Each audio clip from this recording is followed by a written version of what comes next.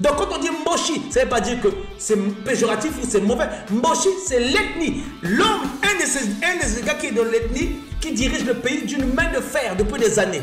Et donc, une personne qui dirige un pays, il fait honneur, il fait allégeance à toute l'ethnie. Donc, c'est ce que nous appelons la culture médiatique.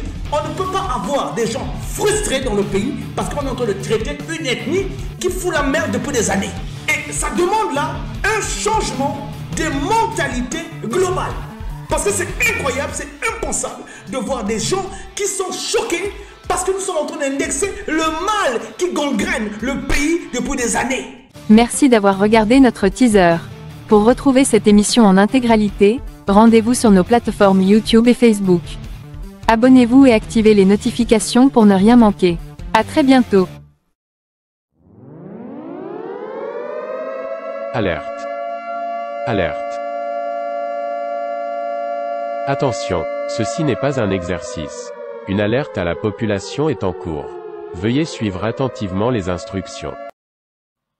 C'est à moi de vous donner le témoignage hier que nous avons reçu tous. J'ai animé une émission TikTok. C'est un témoignage glacial. Aujourd'hui, les gens parlent des bébés noirs, mais ils sont alimentés par qui? C'est une création de qui? Il devait Moigny est passé et dans une émission interviewée par moi-même. Il y a mon sous-souté. Sous l'Issouba. Et ils avaient décidé de foutre le bordel. Ils avaient pour mission. Ils l'ont fait, ils ont réussi. Et aujourd'hui, l'Issouba a Koufa même. Aya Koufa na exil. Ils l'ont fait. Le fait d'avoir dévoilé cela. Akena Bolok. Bangogo lié na députation. Batindie na Boloko. Bango moko pe ba organiser ba kimisiye. Il paraît qu'il était venu se soigner. Il est ici en France. Il se cache ici. Ba kimisiye. C'est pour vous dire. Hier, je reçois le même témoignage. Là, je n'étais pas seul.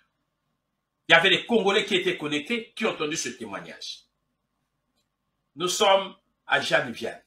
Et pas il va karatéka en 2006, le karatéka va s'entraîner quelque chose. Le monsieur, il est ceinture noire, combien de dan, na yébité, arts martiaux. Au sein de la police ou de la gendarmerie dans l'armée, je ne sais pas, il était question, chef nous sommes en 2006, témoignage, on a appelé ça. Chef wana, yina Jeanne Vial, kota la boyo bakamba kabana wana basalaka karaté. Se concerter na bango. Ils se sont entretenus. Yebisi bango boye. On a besoin de vous. Nini Kak. Toi, on a une mission de couper Sabino. Vous êtes combien? Nous sommes 24. Je crois 24. Bon. Vous allez s'aimer la terreur dans Brazzaville. Écoutez, hein, vous allez s'aimer la terreur dans Brazzaville. Ça, ce sont des officiers supérieurs. Yambo Kanabiso. Vous avez pour mission de s'aimer la terreur dans Brazzaville. Bino Bokovana Texakola Cheme, Bino Bokovana na secteur Oyo, Bino Bokovana na secteur Oyo. Donc, bateau, bako, wuta, soki na l'église, na tongo, bien, na poko, tout ça, bozuba, nkuba, tout ça là, vous s'aimez la terreur. Est-ce que boyoki, hein? Les bino bo sala kuna, biso toko yaka, toyo kangabino. Les to kangabino bo bangate. Toko na tabino na PSP, mais toyo binenge biso moko toko misabino. Batala quand même que tozo salaka. Invention est des côtés, témoignage et les kaki. La personne a parlé librement. Oui, mais. Donc, bango moko ba yebi yepi. C'est pas déco. Et c'est ce qui fut fait. Ils l'ont fait. La terreur. Ah bon, bino bolebi. Ah, il y a la délinquance au Congo. Tout ça là. Ah, ouais, vous voyez bazo salaga boy. Hein. Bakangi bango. Banati bango na ba commissariat. Comme banati bango na commissariat, il faut les déférer. La justice va payer ça bango. Et comme il va payer ça bango na justice, ces officiers supérieurs babimi, oyangai, oyangai, oyangai, ngana ko kipe bango ngana ko sala ba kamati après un ba comment jamais la justice ba bimisa bango. Ils ont sauvé leur poste. Ah bon, non, on ne peut pas dire qu'ils ne travaillent pas. Voilà l'opération, voilà tout ça. Là. Pendant cette période-là, c'est ce qui s'est passé à Brazzaville. La deuxième vague, quand Bayebi Batonabango a activé, ça c'était sous François Ndengue. Bayebi deuxième vague, Bango Moko a activé, Bazongi li Soussou, Kozwa Banawana, Bambo Yaka, Likamboko, tout ça. Et il y a eu quelques-uns, parmi eux celui-là, qui a parlé hier à Bouy. Voyez, lorsque vous êtes avec ces gens-là, une fois que tu as dealé, une fois que tu as travaillé, le jour où tu vas refuser au Koufa. Il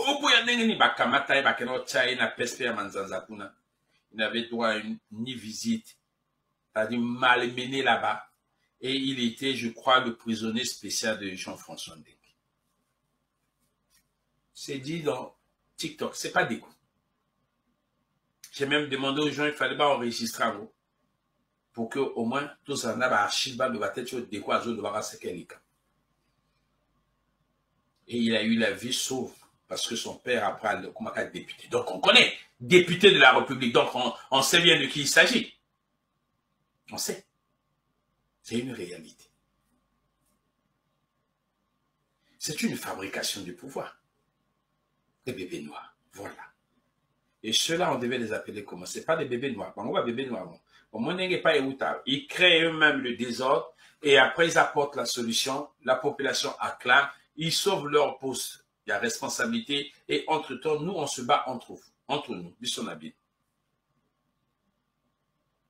On appelle ça de la manipulation. Moi, j'ai peur. En tout cas, il fallait quand même éradiquer ce phénomène-là parce que les rues étaient maintenant occupées par ces jeunes. C'est quelque chose, ça peut-être. Après, écoutez, Bino, chaque fois après, on se retrouve pas. Ils peuvent aussi développer. Non, mais en fait, on peut le faire. Et Jésus, on pleure, Makassou va former un groupe, nous sommes débordés alors que la base est là qui va créer. Vous n'êtes pas des hommes de valeur. Vous n'êtes pas des hommes d'État. Vous n'êtes pas des hommes de valeur. Vous êtes des employés dans comme des mercenaires. Mais vous n'êtes pas des hommes d'État. Vous ne pouvez pas prendre en charge un pays. Vous ne connaissez pas ce qu'on appelle construire un pays et lui donner la grandeur. Quand un rat comme toi, Betty Assomo, tu te lèves, tu demandes aux policiers de tirer sur les Camerounais qui sont en train de manifester. Est-ce que tu as l'impression que tu es quelqu'un qui peut diriger un pays? Non. Non. Tu es un garde prisonnier. Tu es un garde prisonnier. Tu n'es même pas un garde prisonnier. Vous n'êtes pas à la hauteur des dirigeants d'un pays. Vous êtes trop brutaux. Vous êtes trop corrompus. Vous êtes trop corrompus. Votre bouche pue le mensonge et la corruption. Vous êtes méprisables. Vous êtes des êtres humains méprisables. Quand vous pensez à un moulin comme lui, Paul Motazé, regardez-vous. Tous les matins, Monsieur Mamadou prend le train pour aller travailler. Il était ministre aux Comores. Maintenant, il travaille au Carrefour City, au cœur de Paris. Avant, j'avais un chauffeur et un bureau. Maintenant, j'ai un train. Et ma liberté.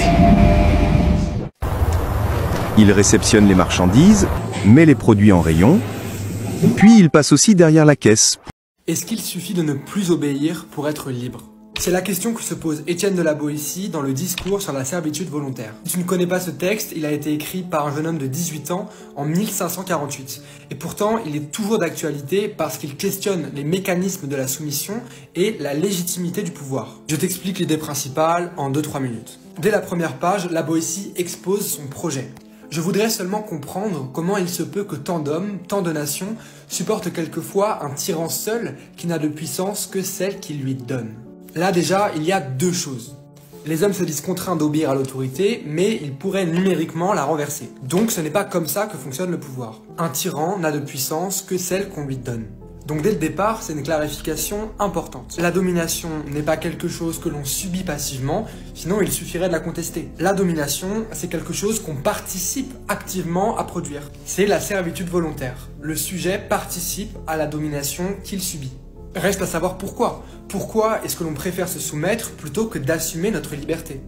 Étienne de la Boétie donne 3 explications. La première raison de la servitude volontaire, c'est l'habitude. Par la tromperie ou la violence d'un tyran, mais aussi la lâcheté et la médiocrité de certaines personnes, la tyrannie s'installe.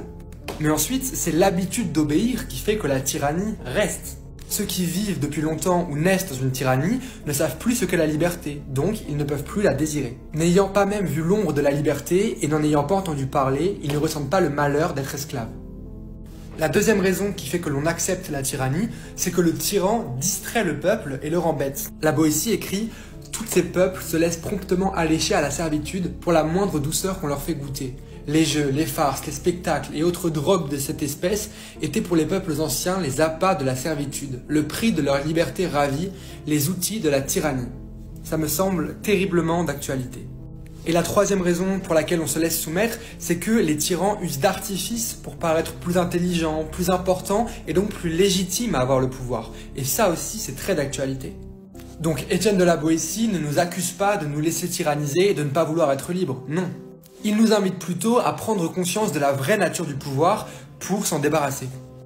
Parce qu'aucune tyrannie ne peut durer sans qu'à un moment ou un autre, on y participe. Non seulement en obéissant, mais aussi en faisant obéir les autres, en participant alors soi-même à la tyrannie. Et la fin du texte insiste beaucoup là-dessus. Pour Étienne de la Boétie, il existe des relais, des serviteurs du pouvoir qui l'aident parce que le pouvoir leur profite. Parce qu'ils préfèrent leurs petits intérêts personnels que l'émancipation collective. Mais alors qui sont ces serviteurs de la tyrannie? Alors certains le sont plus que d'autres, mais on l'est tous un peu parfois en réalité. Toutes les fois où on défend nos intérêts aux dépens des autres, où on ne respecte pas leur liberté, où on donne des ordres. Toutes ces fois, on entretient une tyrannie dont on est aussi la victime. Et c'est pas vraiment notre faute, car on est tellement habitué à la tyrannie qu'on finit par y participer. Mais il faut s'interroger, je me plains de l'injustice, mais quand est-ce que moi aussi j'y participe? Il y a donc une responsabilité collective, non pas de combattre la tyrannie, mais juste d'arrêter de la soutenir en refusant d'obéir et de faire obéir. Finalement, Étienne de la Boétie propose un programme moins ambitieux, mais très enthousiasmant contre la tyrannie. Ne pas cautionner la tyrannie et encore moins y participer. Et retrouver le désir de la liberté, notamment en s'éduquant. D'ailleurs, à la toute fin du texte, Étienne de la Boétie écrit « Apprenons donc, apprenons à bien faire, levons les yeux vers le ciel pour notre bonheur ou pour l'amour de la vertu. » Comme d'habitude, le texte est dispo en PDF sur mon profil TikTok.